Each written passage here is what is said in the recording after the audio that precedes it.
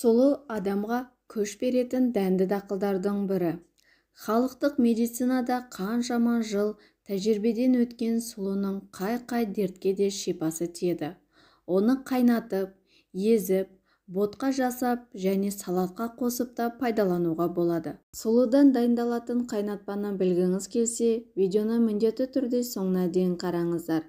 Өздеріңізге керек ақпаратты табасыздар деген ойдамын. Және де достар, каналыма тіркеліп, маған қолдау көрсетулеріңізді сұраймын. Дертке дауа қайнатпалар. 2 стакан сұлы дәнін 5 стакан қайнаған су құйып 2 минут қайнатады. Жарты сағат суытқан соң сүзгіден өткізеді. Қайнатпаны 2 ай бойы күніне 3 рет ас ішерден жарты сағат бұрын ішеді. 1 ай үзіліс жасап, емді қайта жалғастырады. Бұл қайнатпа бүйрек ауырғанда, дене ісінгенде, асқазанның ойық жарасы, ашы ішек дерті мен жүйке қызметі бұзылысында емдік пайдасы жақсы нәтиже береді. Екінші тұнба 100 грамм сұлы жармасын 1 бас жуашықпен 1 литр суға қайнатады. Күніне 4 рет 1 ас қасықтан ішеді. Қайнатпаға 1 шай қасық бал қосуға болады. Бұл қайнатпа құрғақ жөтелден тез айықтырады. Ал келесі тұнбаны дайындау үшін 1 ас қасық сұлы дәні немесе сұлы жармасына 2 стакан қайнаған су құяды. Мұны келесі күні шай орнына ішеді. Ол әлсіз адамға күш береді. Әсіресе отадан кейін және ауыр дертпен ауырған науқастардың беті бері қарағанда әлсіреген ағзаны тез оңалтады. Созылмалы гепатит, бауыр циррозында 1 келі сұлыны жуып, 10 литр суда қайнатып, мөлшері 2 литр қалғанша отта ұстайды.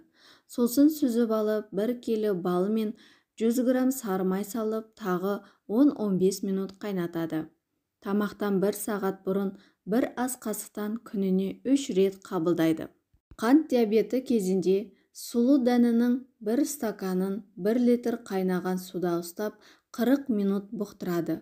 Сүзіп, тұнбаны күніне 3-4 рет жарты стаканнан қабылдайды. Екінші емі сұлы дәндерін суға салып жібітіп, жылы жерге қояды. Келесі тәулікте сұлы көктейді. Көктеген дәнді жақсылап жуып кептіреді.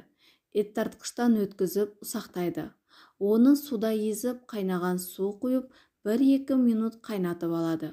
Тұнбаны 1 стаканнан күніне 2 рет ішкен жөн. Әр ретте жаңа дайындалғанын қабылдайды. Ал ескертетін жайт, дәріханаларда сұлы дәндері шөбі арнайы қораптарда сатылады. Сыртында ем үшін оны қалай қабылдауға болатынын жазады. Сұлымен емдеуді бастамас бұрын арнайы түрде өз дәрігеріңізбен кеңесіп, маман пікірінде біліңіз. Сіздермен бірге болған 100 жаса каналы. Сауда сәлемет болыңыздар, ауырмаңыздар.